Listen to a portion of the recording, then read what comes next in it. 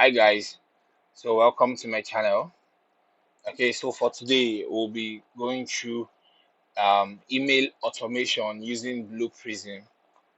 Okay, how to automate an email using Blue Prism software.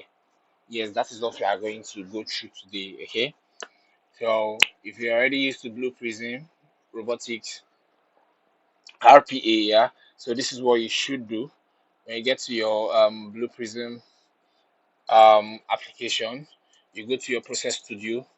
We are going to design two action stage,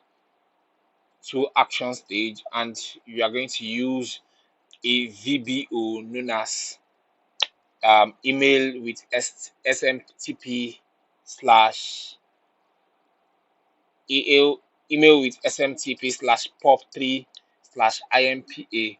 POP3 means post office protocol, the third version. That's why it's called POP3. So you click on this action. When you click on this action, you must have installed the VBO, and when you've installed the VBO, you would now be able to see it on your business object here. Where if you go through your VBO here on this in this email in this automation, I'm trying to send my an email using Gmail. Okay, so I'm going to be working with the email POP3 SMTP Imap. Okay, so when you select on that, the first action you're going to select from the business objects um, phase is you're going to first of all configure. In your configuration, these are the basic inputs you are expected to configure to be able to use this video for the configure. Yeah, so your username here, you are going to write your email address that you are sending the email from. Okay, for example, if your email is maybe should I say RPA12 at maybe hotmail.com. Yeah, so you're good to go. Okay, for consistency, always put your double quotes. Okay, how do I know if you validate it so the expression is valid? So this is the email you're going to put. But anyways, for best practices, we've already had coded an email to send from. Yeah, also you put your corresponding password here. You do the same thing. Now for your pop3 server, you would see that how do you know what to put the input of your pop3 server, pop3 ports, pop3 you use SSL, SMTP server, SMTP port, SMTP USSL. You could Google all these things and you get the corresponding values, or you just click here. Blue Prism have made it very easier for you. Once you just click on this about, and you would see the respective data to use. So for your POP3 server, let me minimize this. So for your POP3 server, you put pop.domain.com.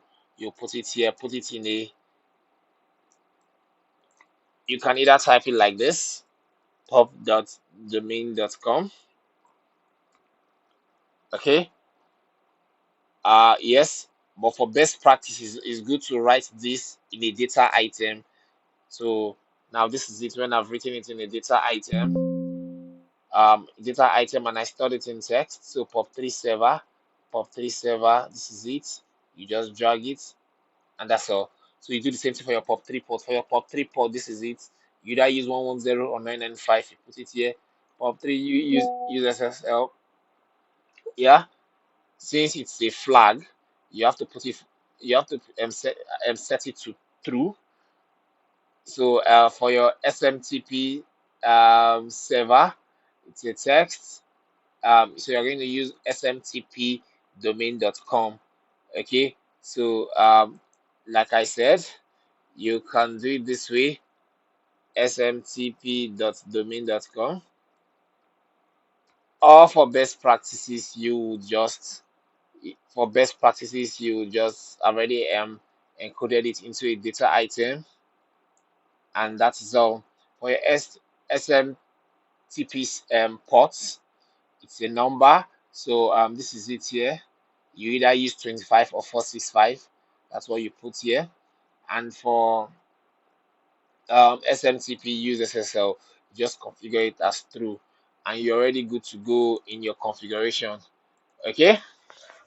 So these are the corresponding data items that we've configured in this first business action. Okay, I if if you observe that I use the calculation stage here, the reason why I use the calculation stage here is to put the body of the email I want to automate, right?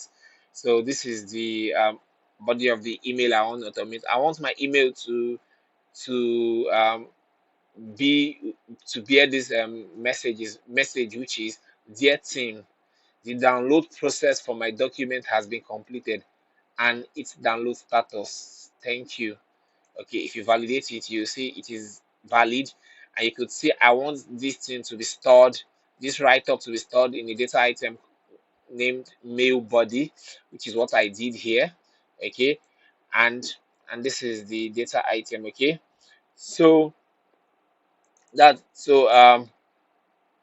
the next business action, the next action, it's send message. So after our configuration, we are going to use the next action to be send message. There are a lot of actions to choose from here, but the next one I have to choose is send message. When you click on send message, this is very simple. So you see the from, that's where you put your username, the username that you're sending the message from, which this is it, the username, it has been encoded. Then where are you sending it to? That's the email you want to send it to. When you put it here, then if you have another email you want to copy, you put it here. If you have another email you want to copy, but you want it to be private, such that the recipients would not know that this um, person has been copied in the mail, you put it here. That's what BCC means. Yes. And then the subject of your email, what do you want your email subject to be? You put it here.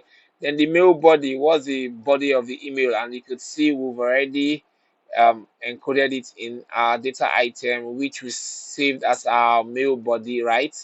Yes. So we'll put it here. Look at the data item.